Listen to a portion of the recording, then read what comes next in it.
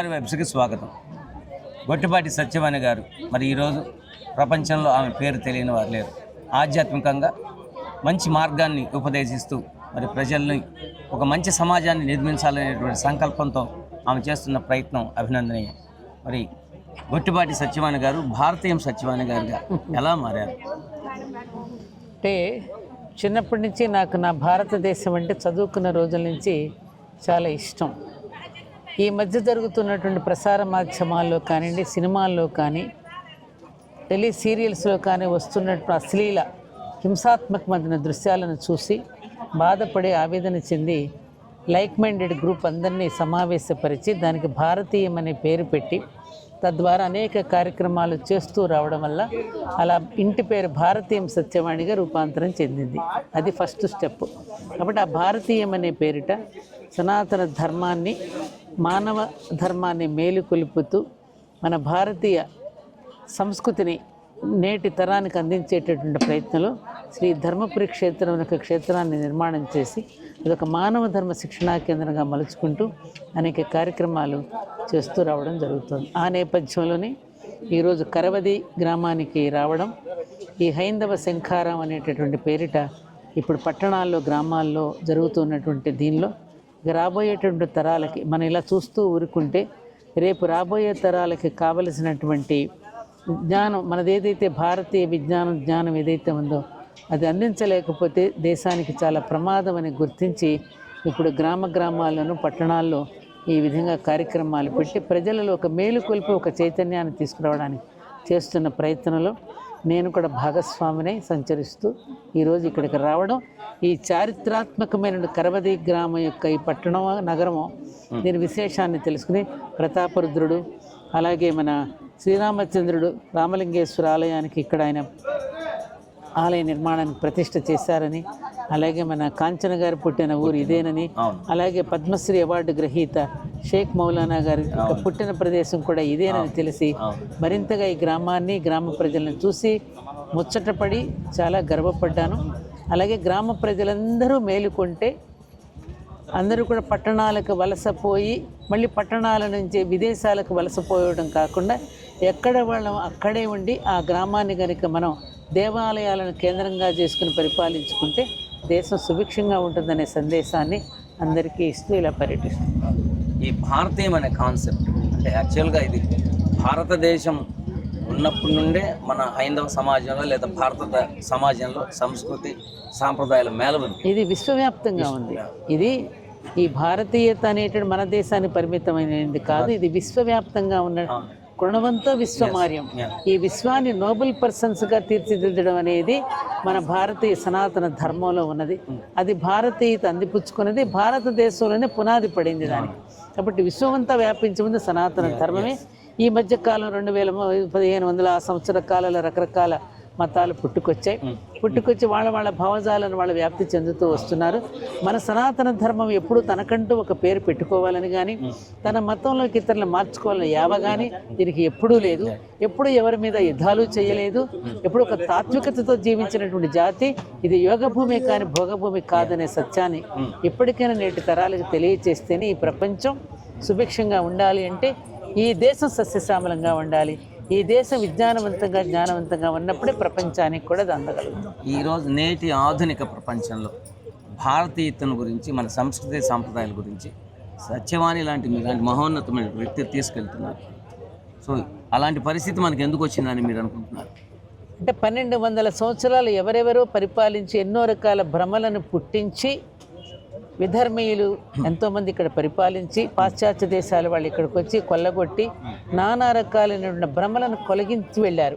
ఆ భ్రమలను తొలగించడానికి ఎప్పటికప్పుడు ఆ తెర తీయడానికి అనేక మంది అవతార పురుషులు ఈ భూమి మీద నడయాడి ఎప్పటికప్పుడు ఈ దేశాన్ని నిలబెడుతూనే ఉన్నారు. అలా నిలబెడుతున్నటువంటి నేపథ్యంలో వారి యొక్క స్ఫూర్తిని మేము తీసుకుని ఈ విధంగా ఈ దేశం యొక్క రుణం తీర్చుకోవాలి అంటే దీన్ని రాబోయే తరాలకు అందించాలన్న నేపథ్యంలోనే ఈ ప్రయత్నం అంతా జరుగుతోంది.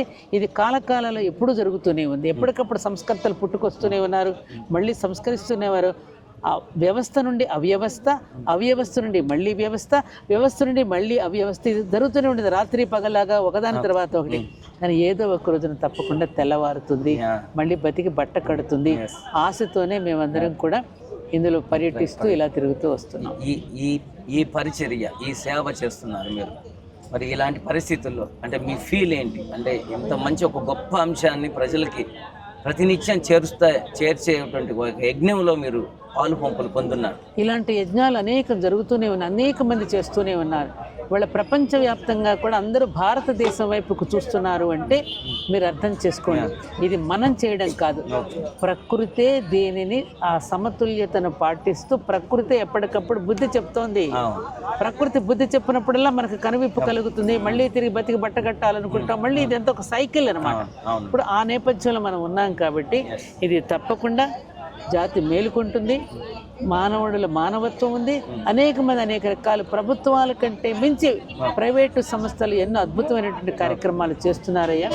తప్పకుండా ప్రభుత్వాలు కూడా కన్ను తెరిచేటటువంటి రోజు త్వరలోనే వస్తుంది.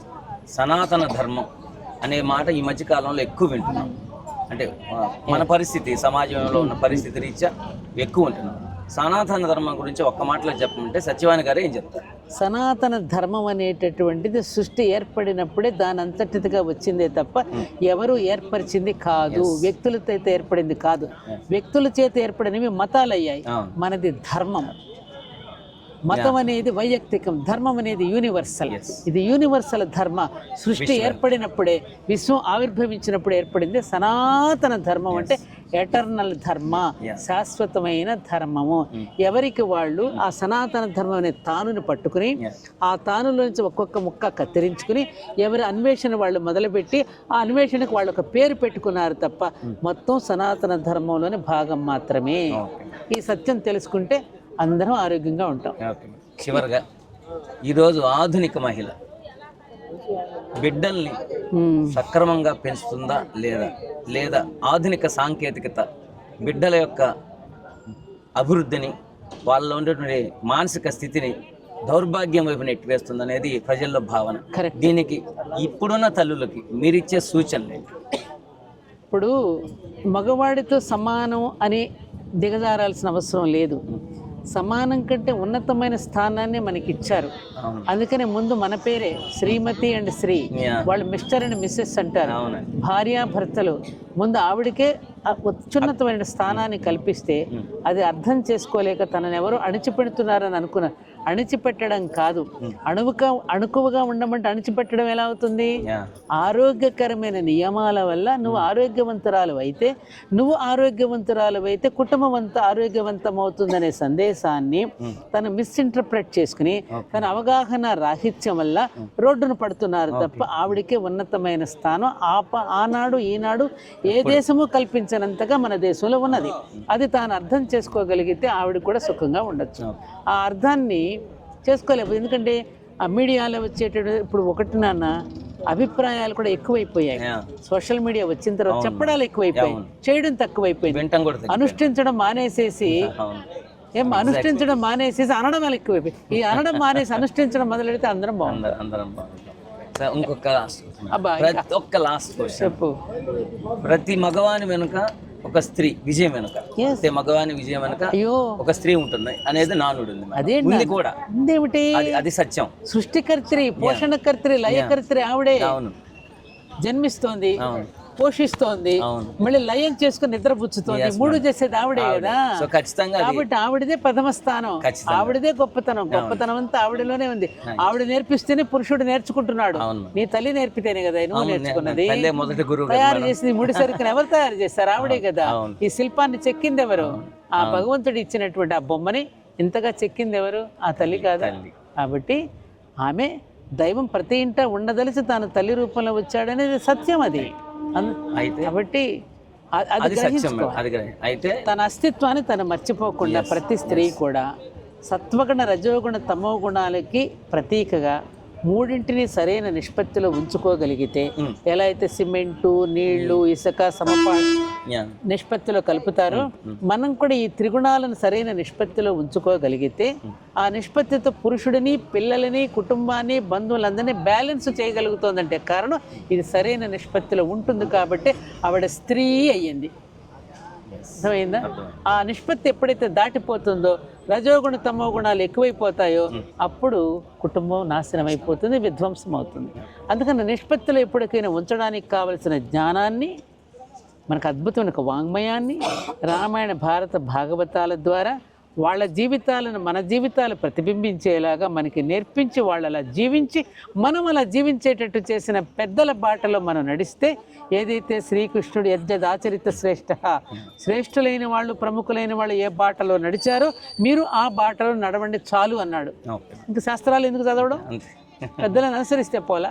ఆ పెద్దవాళ్ళేమో ఓల్డేజ్ హోమ్లో ఉంటున్నారు, ఆ పెద్దవాళ్ళని పట్టించుకోవడం లేదు, మందలించేవాడు లేడు, మండిపడేవాడు లేదు, హెచ్చరించేవాడు లేడు. కాబట్టి కానీ మనం మారితే మళ్ళీ బ్యాక్ టు పెవిలియన్, మళ్ళీ వెనక్కి మళ్ళుదాం, సింహావలోకనం చేసుకుందాం, మళ్ళీ చక్కగా బ్రతుకుదాం. తల్లిదండ్రుల్ని పెద్దల్ని గౌరవించాలి.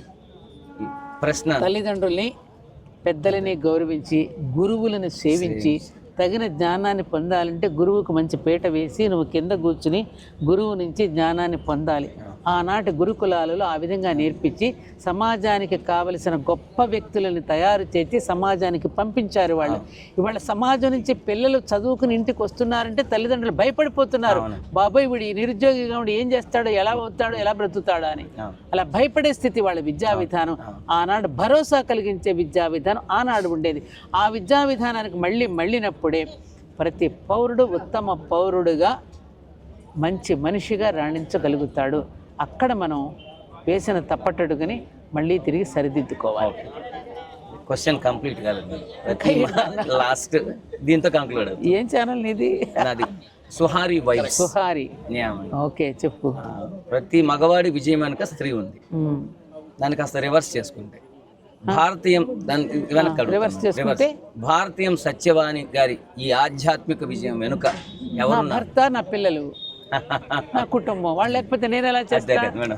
ఒకే భావజాలం అయినప్పుడు, మంచి పని జరిగినప్పుడు భర్త కూడా సహకరిస్తేనే, అలాగే భార్య మంచి పని చేస్తే భర్త మంచి పని చేస్తే, అందుకే సహధర్మచారిణి, ఒకరికి ఒకరిగా జీవించడం అనేది మన భారతీయ దాంపత్య ధర్మం. ఒకరి అభిప్రాయాలను ఒకరు గౌరవించుకోవటం మన భారతీయ దాంపత్య ధర్మం. అదే మేము అనుసరిస్తున్నాం. కాబట్టి ఇలా మా వెనుక ఉన్నది నా కుటుంబ నేపథ్యం, నా పిల్లలు, నా భర్త, వారి సహకారమే. థ్యాంక్ యూ అండి. సో మంచి మాటలు చెప్పారు. మరి సమాజాన్ని ఒక మంచి మార్గం వైపు నడిపించడానికి ఈరోజు భారతీయం సత్యవాణి గారు చేస్తున్న కృషి అభినందనీయం.